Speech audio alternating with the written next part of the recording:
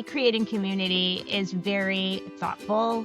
It takes a lot of care. It doesn't come naturally for a lot of people, and it's not really where you think community should live, right? Welcome to the Social Dialogue Podcast. We're a mother-daughter team, both working in the world of social media management. Join us as we share our different perspectives on life today, including trends, fashion, friendships, and career, and how social media impacts it all. Together, we bring two perspectives to one conversation. I'm Shane. And I'm Jenna. And we're excited to bring you this new episode of the Social Dialogue Podcast. Hi, Nana. Hi, Mommy. I am so excited because today we are welcoming one of my very good friends and my big sister from my sorority, who's already giggling. So everyone at the Social Dialogue Podcast, please give a warm welcome, drumroll please, to Rabbi Melissa Stollman. Melissa is a Reform rabbi and Jewish educator with a fundraising, marketing, networking, and event planning background. You don't get that every day. You don't hear that every day about someone who has all of these things. So welcome, Melly. Hello, I'm very excited to be here. Thank you for having me. I'm going to try and refrain from calling you by your nickname, but we may have some trouble. So anyway, we're really glad that you're here. And it's so fun because we all work in social. We're all kind of like managing companies and people and their voices and their brands. So we're going to get into me. it. Well, you're managing your internship. You manage their brand. Yes, you do. And eventually you may be doing that for someone else. We don't know. So before we get into it, we always like to talk about what's going on in the parent Facebook groups. And I know Melissa's not there yet because her kids are in middle school and high school. But by the time that those kids go to college, the Facebook groups are going to be off the chart crazy. But we had one that came up yesterday that before we get into our actual interview, we thought we would talk about it. It is not going on. I just wanted to give a disclaimer. It is not going on at either school that my children go to. This is someone else's kids' school. And they have just finished fraternity rush. As always happens, there are some boys that unfortunately did not get a bid to a house. And so they are now what used to be called GDIs. I don't know if they still call them that. Yeah. Jenna, do you know that term? No. Okay. I'm not sure if I should say it publicly, but it's goddamn independent. And they would just not be in a fraternity, which is fine. Oh, we call them Jeeds. So it probably stems from that. So anyway, boys are upset. Obviously, it's a very stressful time. It is very upsetting when things don't go your way with something.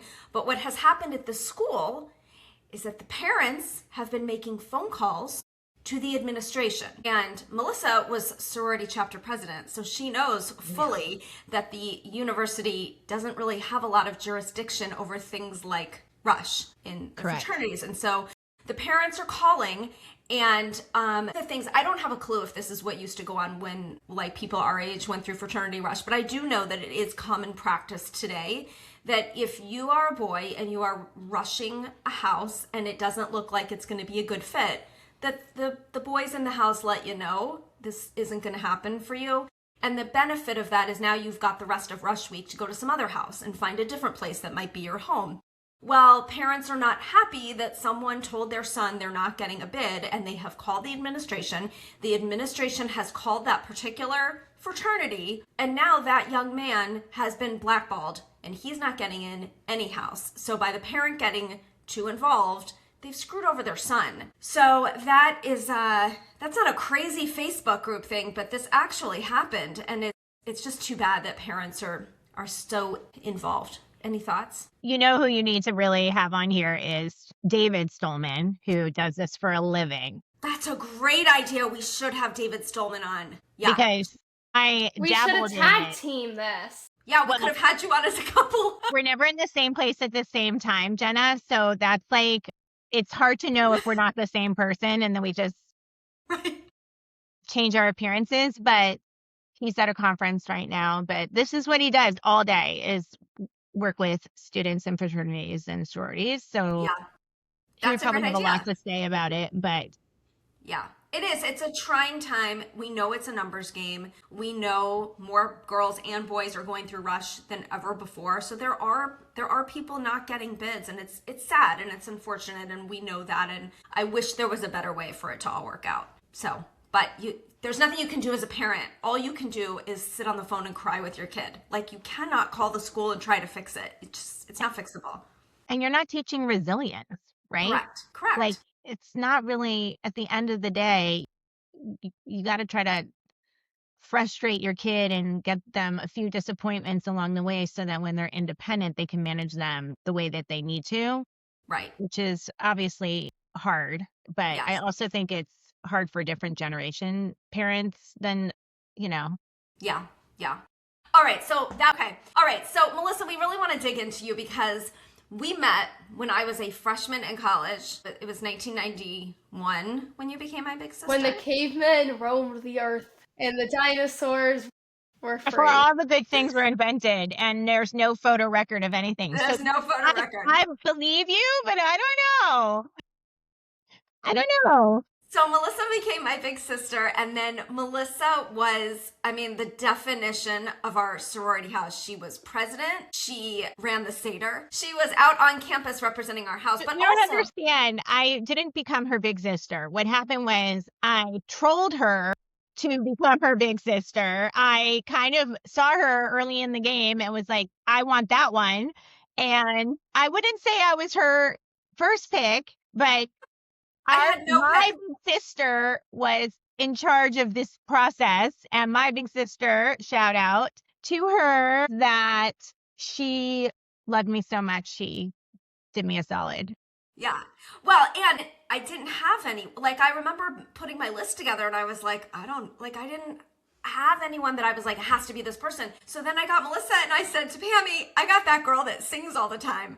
But it worked out and we had so much fun together. And even after Melissa graduated, she worked for AFI. She traveled around the country as a tech, and then she came back to visit, I remember. And by then I was 21 and we could go out, and it was just really fun. And through the years, we've been in each other's wedding. We just have a lot of memories. So my memories of Melissa were that she was always doing a million things. She was not just involved in AFI, but you were involved on campus. You had a million things. You had a job at Victoria's Secret. 3 jobs in college. I don't even think you realize. What else did you do? You had something on campus and Victoria's Secret, and you were president. At the religious school teaching music in Gainesville. I worked at Victoria's Secret, and then I worked at A+ Notes typing my notes because I was a good student, and I got paid to type my notes up. Right. Yeah, you were a good student. I was not. But over the years, that theme has kind of stuck with you. You always have multitasked. You've always reinvented yourself. You've done a million things. So we lived in New York at the same time. We were both working in an MLM that was scrapbooking. We were selling creative memories stuff on the side of our real jobs. You had gotten a master's after college, but then you went to rabbinical school years later, right after you got married, right? You didn't even first year on here. Weren't you gone your whole first year of marriage? Yes. Yeah. Not my first, my second year. Second year. And then they had 3 children. My funniest memory of Melissa being pregnant with the twins, which was her second pregnancy, was she got on a New York City bus and the bus driver said to her, "Lady, I don't want to be on the news." It's really funny. So anyway, my point in all of this stuff is you're always doing a million bazillion things and you're always reinventing yourself. So tell us a little bit about what you're doing now in your current career. Okay. So I still have very disparate pieces, I like to say, but they all sort of go towards the same theme, which is, and I would say it's not like I'm totally reinventing myself, but I'm continuing to evolve and pursue the things that really make me happy. And finally, I reached a time in my life where I could go for all of it and not necessarily work one place for one person or one company or one synagogue. So I would say my, quote, day job is that I do marketing and consulting for synagogues, several, and they're not, everyone thinks when I do it, they're very small, or they're here where I live in Florida, and they're not, they're around the country. Some are, up to 2,000 family units, and some are down to 200 units. They're not down to, but they're that small. And I do anything from sort of visioning how their messaging should go out, looking through rabbi eyes and educator eyes, and then social media and newsletters and graphics. And I have a whole team of people who support me and help to do this because I'm not a graphic designer and I'm a rabbi and like, but I can kind of see the bigger picture and sort of piece it all together. So that's one piece. Then I would say my other piece, which is like sort of the same kind of in the same world, that Jewish piece, is being a rabbi, an independent rabbi, like a concierge rabbi, someone who's available to families when they want to create meaningful Jewish rituals. So if it's doing bar and bat mitzvahs and b'nai mitzvah and memorial services and baby namings and weddings, so I get to do a lot of those things and be with families during their most vulnerable moments. And I really love that work. I really love, especially because my kids are around the same age, like seeing these kids that I've seen since they're like 3 or 4 years old and standing next to them when they're taller than me at age 13. It's like it's the best. It's the best. It's the best. I know every parent, I'm like, I'm so happy to be here. And they probably think, oh God, she must say that to everyone. But I really am like so deeply dwelling and like gushing inside for them. And then through some of my social media stuff, like when I did work full time, I kind of had these side gigs where I would like help places. I was like, you do what you do in front of everyone. Like, let me be your megaphone behind the scenes. Let me be in the mom groups and tell everyone how great you are. Let me help you with your website. Let me take your pictures. This is before everything was like on the phone. And I started with a yoga studio that does Pilates and bar. And then I started working out there because, I got a membership. And then I kind of set a goal for myself that I could teach there. And they're like, okay, we'll train you to teach. God bless April and Maxine. We'll train you to teach. And we will have you keep coming and you keep practicing and you keep practicing. And eventually a teacher needed a sub and I was available and I was probably a little lower on the list, but I got the gig. And since then I teach like 3 to 4 times a week, depending on people's schedules. But my typical schedule is 3 times a week. It is very hard because it's very hard to do it at, I'm not saying my age, but it's getting harder. So I have to go a lot to ensure I'm strong enough to teach my own classes. You're kicking it. You don't look a day over 30. Don't worry. I love you. Love you too. Because my own child's like, I see all these things happening in your face right now. Which child? We'll let him have it. It's the girl one. You knew it would be the girl one, right? It's not the boy one. It's the girl one. Are you teaching mat Pilates only, or do you teach on the Reformer? I only teach mat. You only teach mat. Okay. Jenna has gotten me hooked on Reformer classes. I only go once a week because I'm still a Peloton junkie and it's a lot to manage. No, it's so fun. But I go once a week and I do the Reformer. But she's like, she's at a higher level than I am, so she can do the. I'm going later today. Yeah. Wow. Yeah. She goes like 5 days a week. She loves it. Yeah, love it. So kind of like keeping on track with like everything you've done. Talk about like the importance of like building community at each age that you work with, but also each stage that you've been in. How have you been able to like create that community wherever you go? It's a good question because to me, creating community is very thoughtful. It takes a lot of care. It doesn't come naturally for a lot of people. And it's not really where you think community should live, right? Like every synagogue would say we're in the business of creating community because they are, right? That's what they're supposed to do. So I'm going to have a program. I'm going to have a service. You're going to come and you'll be part of the community. But because we know that's not really like how everybody operates in the world, it's harder to say or to think about like, do I want to care for the community that's my group of women who show up to my classes? Because that is a community, right? Like we know each other really well. We show up every week for each other. If someone's not there, we say, are you okay? That's community. And people don't think about it, but it is, So when I do these like independent life cycles, for example, less so with wedding couples, but more with the kids, I'm trying to not just have family A, family B, family C have a bar bat mitzvah, but to say, hey, could we all be together and learn some Jewish stuff together? Could we all, celebrate in some way? Can we all bake challah? Can we all bake hamantat? Well, because they're kids, we love baking and we love cooking and we made latkes and they were super thrilled, right? Can we do fun things together that don't feel like school? Because you probably had to go to religious school at once upon your life. And that's ways to create community. If you don't think about it and you don't make it intentional, it doesn't happen. And the same thing happens online, right?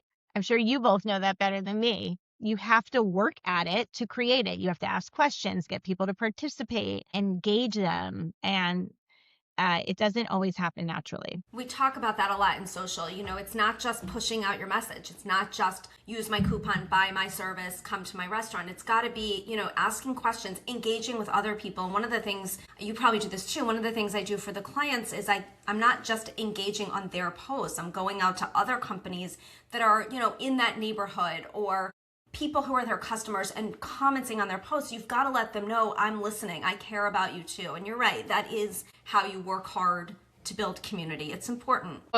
You're working in an industry, in your social media life right now, you're working in an industry that historically doesn't really know how to market itself. I think for generations, they were kind of like, you join the synagogue and here we go.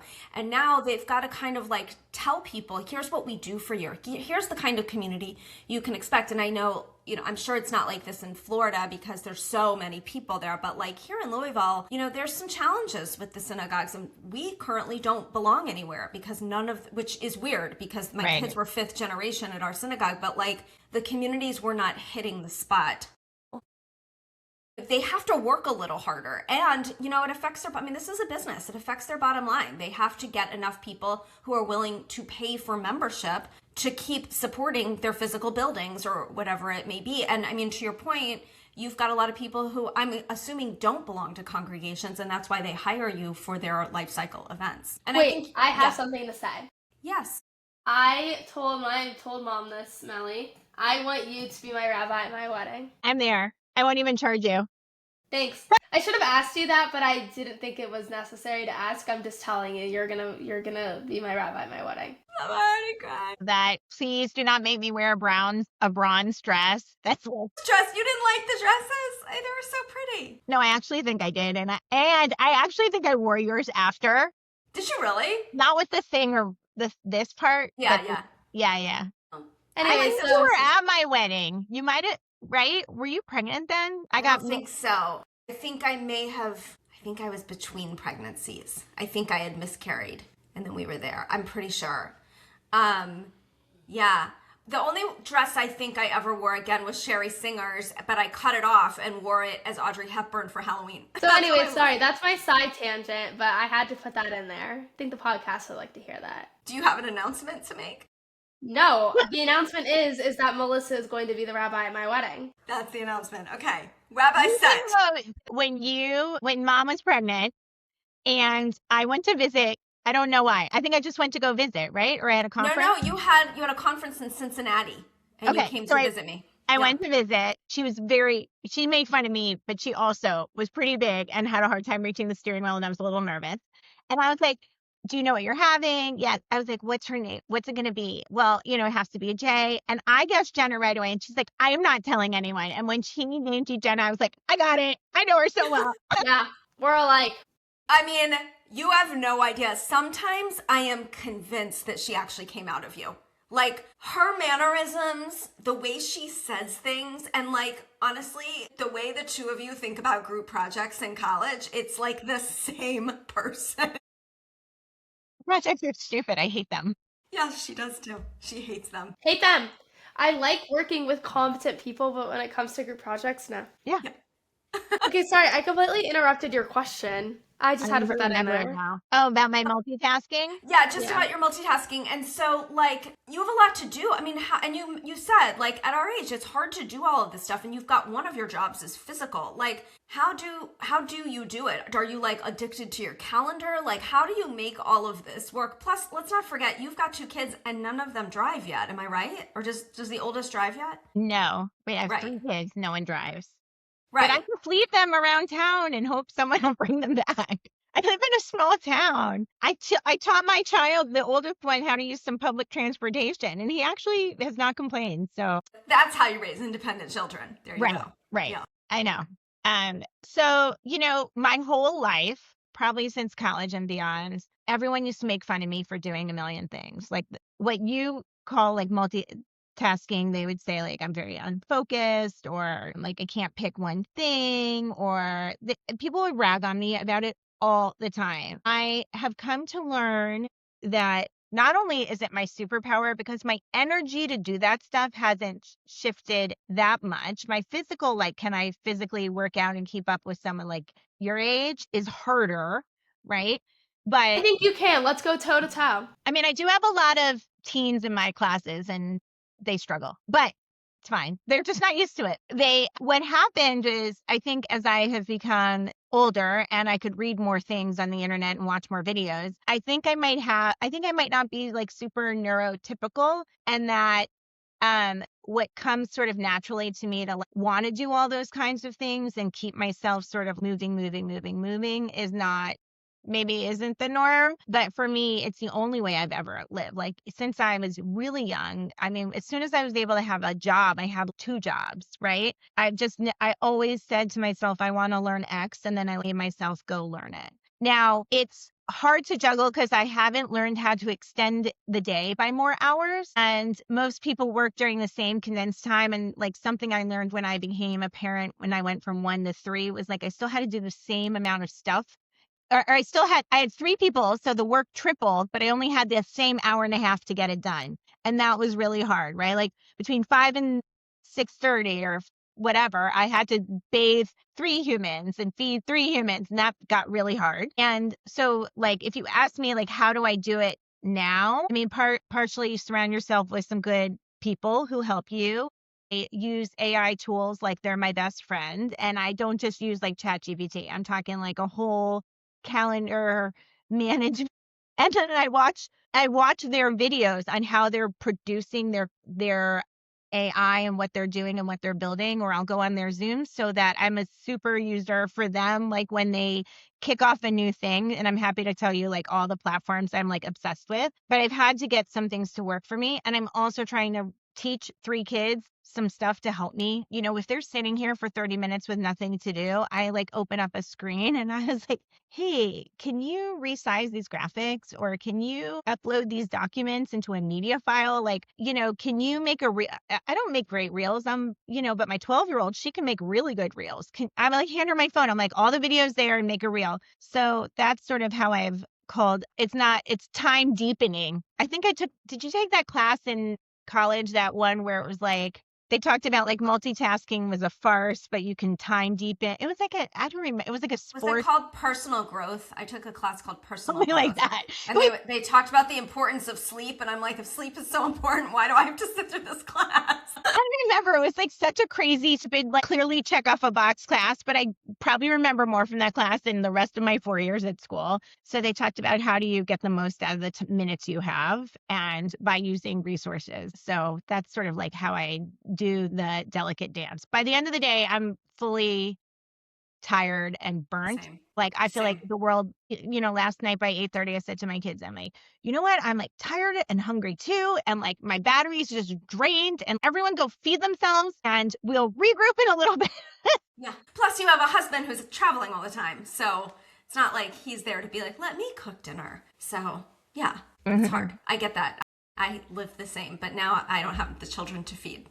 They're off. So. Unfortunately, he's usually the one who wakes up in the morning now, and God bless, that older kid had to be in Boca at 7 in the morning, and he woke me up at 5:45, and he's like, I just want to make sure you're awake. I'm awake. Like, I'm the same. Like, I am jumping in and out of projects all day long. So by the time dinner comes, I'm done. I'm just fully cooked. I cannot think straight. My executive assistant and I, we go back and forth where I'm like, we need to make sure this gets done. And she's like, that's a morning brain project. I'll talk to you tomorrow. So like, there's some things that just can't get done anymore after like 5 o'clock, and it's earlier and earlier during the day.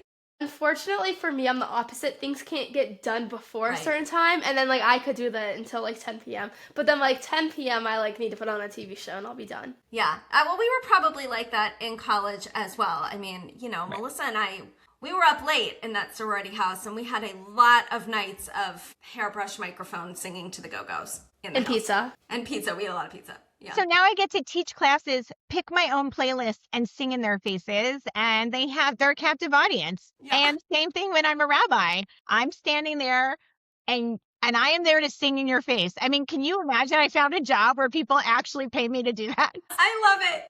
It's so perfect. All right. So first of all, wait, you mentioned what are some of the apps that you're obsessed with? Because now I want to know. One is, but you got to share my referral code in the show notes. Send it to me and I will. One is, okay.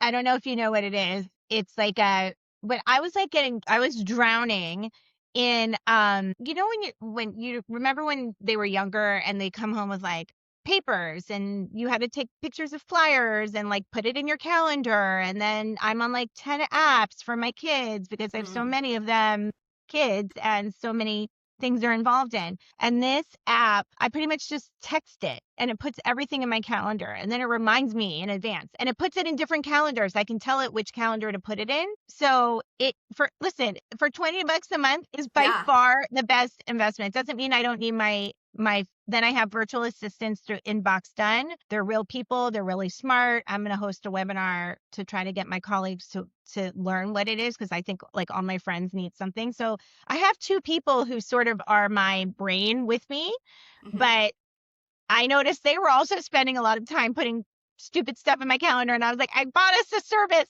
So that's one. Oh, hi. That's awesome. The other thing is one of my assistants, I was thinking I need a project management system. And with all my clients, my really larger synagogues, they have them, but they weren't all, they're either like too complicated or they were, I don't know. I didn't love the interfaces. So I was like, I kind of need the, Kia or Hyundai version of this, not the like, Right.